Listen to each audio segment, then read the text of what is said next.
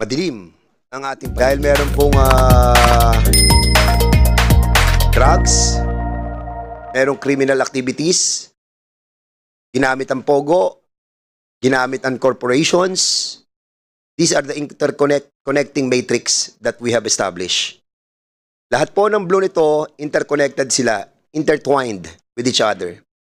This Eddie Yang, who is an incorporator of the Empire 999 Realty Incorporated, which was established doon po sa hearing ni Congressman Chairman Ace Barbers, owns the warehouse.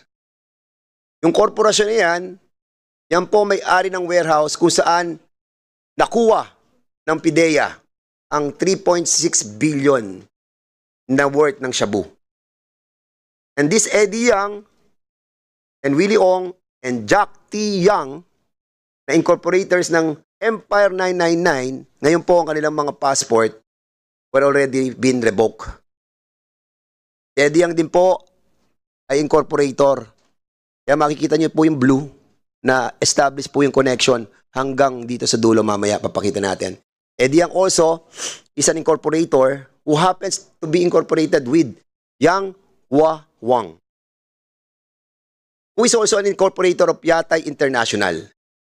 Yang Hua Wang, with his wife, Tai Jiru, is connected with the Omni. Si Yang Hua Wang, kasama niyang incorporator si Lincoln Uy Ong, who happens to be an incorporator of Parmali. So yung Parmali po, si Lincoln Uy Ong, kasama niyang incorporator si Gerald Cruz, who is a shareholder of Brick Hearts Technologies, a support provider of Sean Wei Technologies, Pogo owned by Wei Sean Lim, na involved sa Cavite raid of Shabu in 2003. Ang financer sa Parmali is Michael Yang,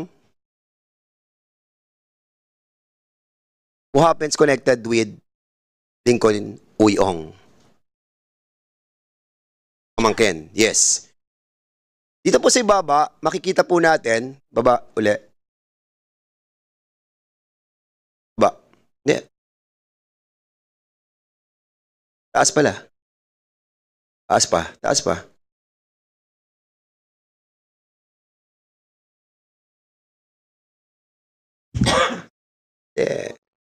Dire-diretso lang pa baba. Sige pa, sige pa, sige pa. Sige pa. Yan. Okay. Alright. Si Eddie Yang, na napatunayan sa Committee on Dangerous Drugs and Public Accounts, na incorporator ng Empire 999, is also an incorporator of Golden Sun 999.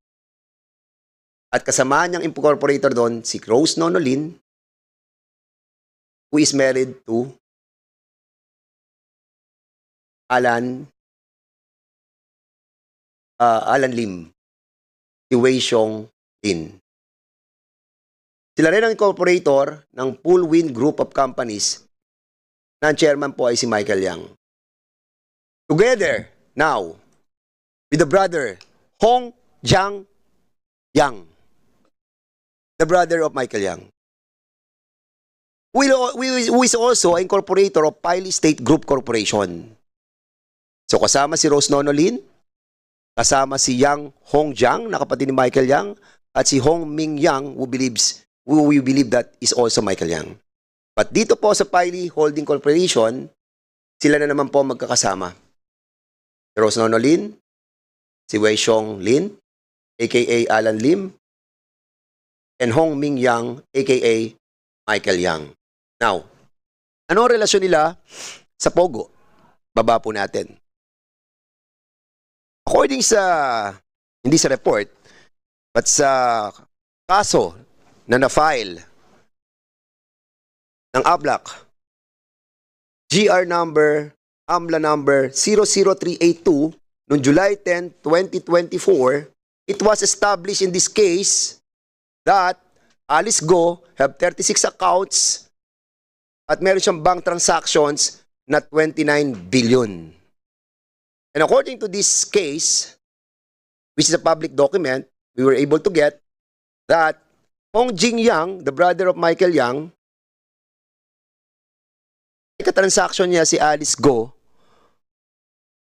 with a 3.3 billion na pumasok po sa account nila. So in other words, may mga umikot na pera sa account ni Alice Go at sa account ng kapatid ni Michael Liang na si Hong Jiang Yang. Now, anong relasyon sa PORAC? Because Cassandra Leong at si Wesley Go, ito, hindi pa natin masyadong establish, but according to the report, sila po ay mag-boyfriend. But, of course, we need to establish more about the relation between Alice Go and the Cassandra Leong with his brother, Wesley Go. Now, ang tanong, yung 29 billion na umikot sa pera o sa bank accounts ni Alice Go and sa bank accounts ni Ho Jing Yang, na brother ni Michael Yang, na 3.3 billion, ay hindi po natin alam kung saan ang galing yung perang yon at saan pumuntang transaksyon. Only the AMLAC knows. But in relation to this case that was filed, dito po lumalabas that there are those bank transactions and money na umikot po. And considering that these people is connected with Michael Yang and Eddie Yang, then somehow we can connect the dots. Unfortunately, hanggang dito lang tayo mga kasama sa ngayon. And the instruction to all of us is to ferret out the truth and to find out this linkage of the involvement of drugs. And that's the reason why Chairman Ace Barbers is still here, and Chairman Karaps, and even Chairman Akop, and also Chairman Abante, who happens to be the chairman of the Human Rights, and Chairman Perer. Because we wanted to find out the truth that drugs is already involved in the operation of Pogo. Because come to think of it, 29 billion, si Alice Go pa lang yun. Mr. At Chair, umikot sa kanyang 36 accounts. Mr. Chair, So what more to the others? Okay, Congressman gusto ko lang malaman Abante. kung ano ang ginawa ng SEC. Well, SEC. Congressman, Chairman, because yung issue yon was established in the committee of Chairman Paduano. The best person to answer that is Chairman Paduano. Please, Chairman Paduano. Thank you, Mr. Chairman. With regards, maganda na rin po, tinanong ni Chairman Abante, no? But first and foremost, I would just like to clear na hindi naman lahat ng mga pangalan dito is involved, no? Sa drugs ba o Pogo. Kaya lang may mga interconnection in different corporations. And of course, yeah, also the giving the due process. Ang problema na kasi dito, most of them are Chinese nationals. Okay? Now, for example, itong link ng Omni, which is an established legitimate corporations involved in supplies, no? In electricity, bulbs and everything, no? Now, the only link to Michael Yang is Lincoln Ong. But of course, Lincoln Ong has already divested doon sa Omni. Okay? Now, but ang diretso ngayon dito is yung Empire 999 at saka Yata Industrial, in which nandito si Willie Ong at saka si Eddie Yang. Ito po ngayon yung subject for a freeze order na i-request natin sa AMLA. At the same time, of course, we have to ask the permission of the EAS to issue also a freeze order, no, requesting for AMLA. Malacanang na po. Okay. Now, itong sa baba, sa second layer, itong Empire 999, in which ito sa subject for freeze order, no? At Golden Sun, Fallwind Group of Companies, Paile State Group Corporation, saka Paile Holdings, yung sa ibaba, itong lahat ito, Michael Yang is involved. At ito po ay bumagsak doon sa Committee on Dangerous Drugs. Kasi during the investigation, Michael Yang was represented by Attorney Fortune, in which during the investigation, he cannot produce an authority for Michael Yang, coming from Michael Yang. So in-excuse natin, but he submitted all the corporations in which Michael Yang is involved, and at the same time, he is the legal counsel of all of this.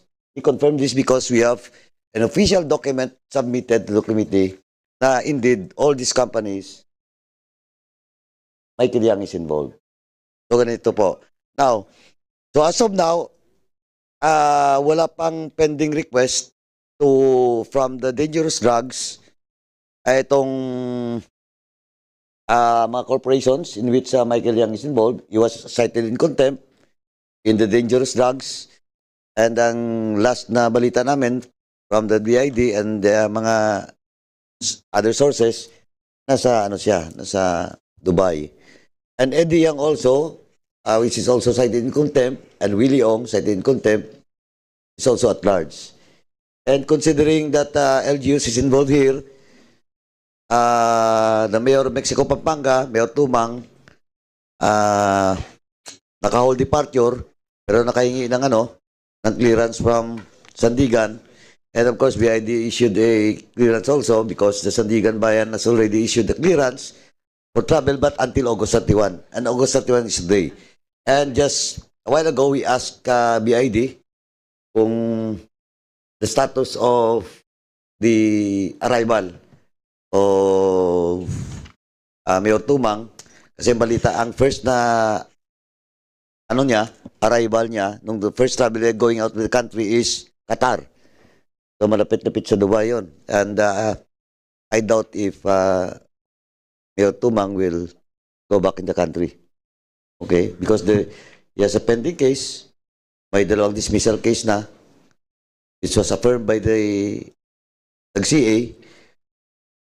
Now, so, yun yung status. Ang daming may mga contempt order, ibang mga Chinese nationals. And again, kaya nga sinabi ko kanina sa DFA, sa BID, we have to review the issuance of visa. Sa PSA, it all started with PSA from the local registry. Papuntang PSA, ministerial doon sila, etc. Kaya nagkagulo-gulo ang daming problema natin. From PSA lang, lahat ng mga government IDs, issued IDs, kaya na nilang mag-secure. Kaya yun din yung kay Secretary Roque.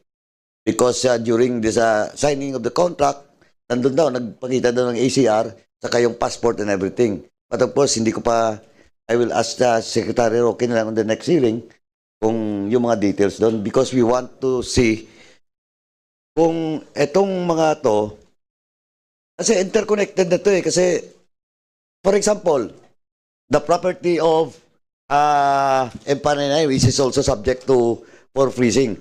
Willie Ong may gasoline station. No? Gasoline station doon sa Pampanga. Hindi nga Petron, hindi Petron, yung mga local, no? Pero there is one transaction, of course, from the AMLA, from Isabela, pumasok doon ng pera. Which is around mga 120 million. So, a very small gas station, pinasukan ng pera which is 120 million. So, pati money laundering, they're doing it now. And in fact, there is also a case in Isabela na the Chinese national, of course, PSA na naman, legislation, bumili ng property, nagpatayo lang ng maliit na, hindi pa tapos na warehouse, nag-loan, land bank pa at saka isang private banks, tapos tumakas. So, kaya nga, sabi ko kanina, the question of Dennis Cunanan, nung tinanong ko kung for an executive session, because I believe the issue now, pogo, drugs, buying properties, sanctions with government, falsification of documents, it's all about national security. And most of them involves Chinese nationals. Mr. Chair. So, Mr. Chairman, the pending now is, sa question mo, Chairman, balikan ko lang, the pending now is all the companies that was submitted by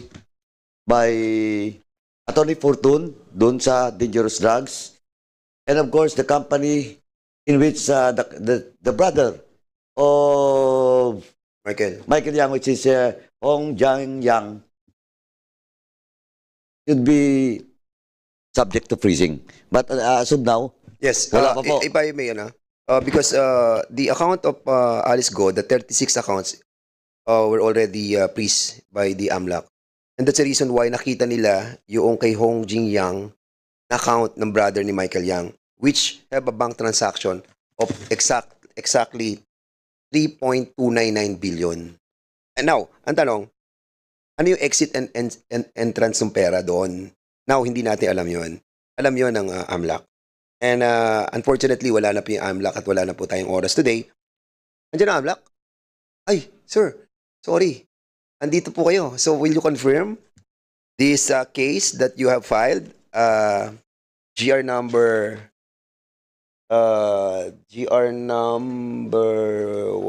what's that? Wait. Will you confirm that case that I mentioned a while ago? Yes, sir. Good evening. Yes, go ahead. AMLAC does confirm that we have filed the petition to freeze and to inquire. And there was like 36 accounts by Alice Go that was freezed by the court. Around that number, sir. Dapat alam mo yan. 36 accounts with the 29 billion bank transactions kay Alice Go. Nandito yan sa case that I've gotten. Same number that appears in the CA. Are you in liberty to tell us? Or you are under the AMLA law Yes, sir. about Section. the entry and the exit of those kanino ba napunta yung malaman po natin kung galing sa drugs? Halimbawa, si Eddie Yang ba? Nagbigay ng pera kay Hong Jing Yang? Things like that. Kasi account yan eh. And we can find out who owns the account. Correct? Sir, with respect to the Guo case, may I be excused from disclosing specifics? Because under Section 8 of the AMLA, We know. So, Mr. Chair, yes. you could be able to call for executive session. And we will.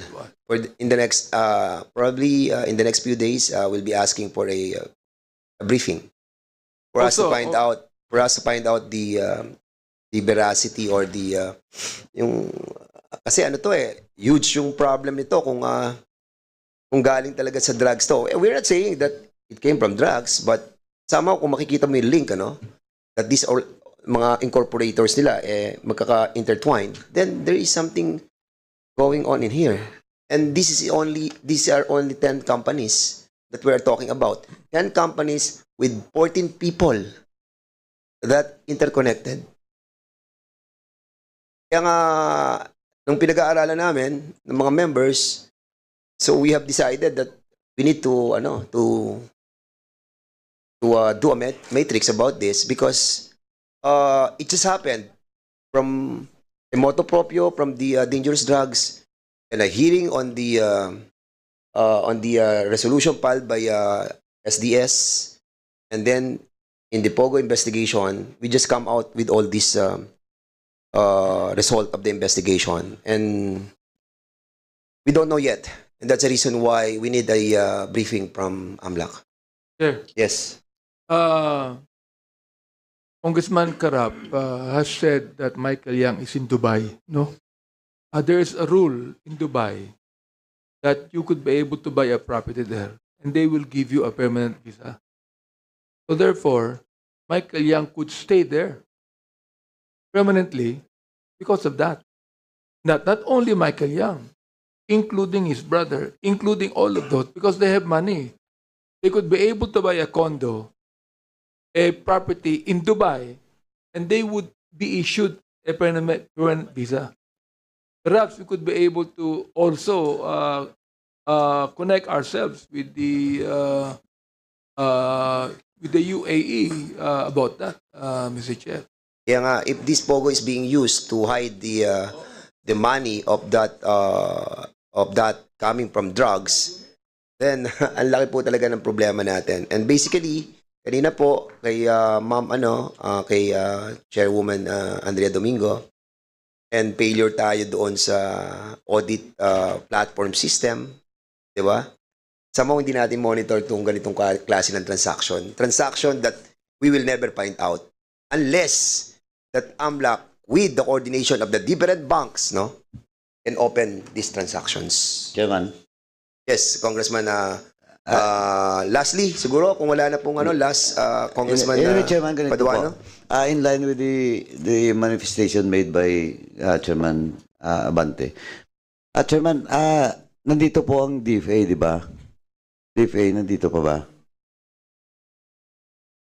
DFA? Yeah, DFA. Oo nga, sorry, Congressman Paduano, they left already because it's already 6:30. Anyway, Chairman, can we ask, through letter na po, can we ask them, what will be a possible legal remedy, no, on those persons that is now abroad, no, which is a pending Sino tinatanong case? natin, DFA? Yeah, DFA. Yung question of the legal remedy, that's like what we did with the spouses Pangilinan, which is now in the US. Okay, that will be the last Okay.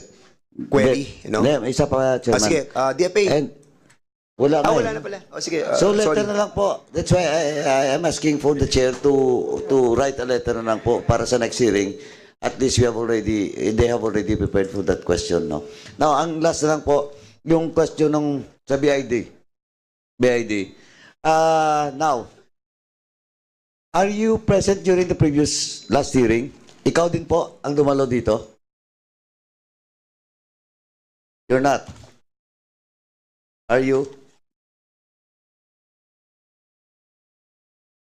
Mic mo. Plus microphone. Turn on, Your Honor. Ayan. Ayan na. Ayun, okay. I last attended yung first hearing, Your Honor, First but hearing. during the Okay, second, anyway. no. Nasusundan mo na po. Ngayon, Chairman Dan Fernandez, shown the matrix. Nandun na po yung list of persons, additional list, no? Now, yung iba kasi doon, may record na ang BID. And some of the records was submitted to my committee sa public accounts, and some records of those Chinese national, some of them claiming to be Filipinos, may record na rin po sinabit ang BID doon sa dangerous drugs. But most of the names sa ngayon ay wala pa po. No, now, BID, will you, Mr. Chairman, can we direct the BID to submit the travel records of all those persons mentioned? And in that travel order, travel records, please specify if they're holding a Chinese passport or Filipino passport. Okay, the BID is now directed to reply with all the documents in the query of Congressman Paduano. Yes, Mr. Chair. Earlier we submitted the names of we submitted the records of some of the names that you asked, Mr. Chair. So we will check if some of those names are not yet on the list that we submitted. Yeah, please. Then, ano na po yung detalye kung they're using Chinese or Filipino passport or other Nilalagay passports? po namin if they use what passport they use to enter or depart from the Tapos country. po, kung kaya po natin, pero sigurado kaya to because during my committee investigation, na-produce po yung, pag sinabi nating travel history, kunin natin po yung the first entry in the country. Aba, okay. At saka yung pinaka-last. Aba.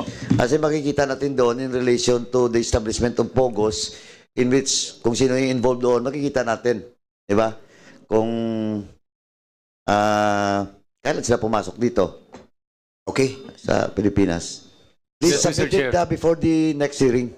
Okay po. Thank All you. right. Thank you, Chairman. Thank you so much. I think that's all, and that's everything. So we will be having a hearing on next Wednesday, August 7 at exactly 10 a.m. Before you move for the Yes, adjournment, Congressman, which I Ace know you Barbers. will, Mr. Chair, just allow me to state this item for the record lang, Mr. Chair. Kanina kasi I was asking si chairperson Andrea Domingo about the legal basis for the issuance of a offshore license to POGO operators. At she mentioned yung Evangelista versus PAGCOR. And just for the record, Mr. Chair, let me just read the dispositive portion of the case. Quote, all told, in view of petitioners' failure to observe the doctrine of hierarchy of courts and sufficiently establish the elements of judicial review, this court shall refrain from discussing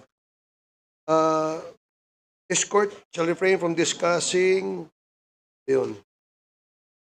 Establish the elements of judicial. This court shall refrain from discussing the constitutionality and legality of the RR Pogo.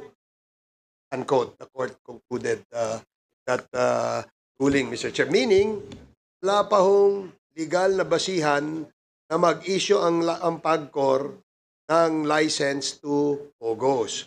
And in the next or the subsequent explore hearings that the committee will have, we will ask the present administration of PAGCOR. Yeah. So we'll be asking Chairman Altenco to be present in the next hearing.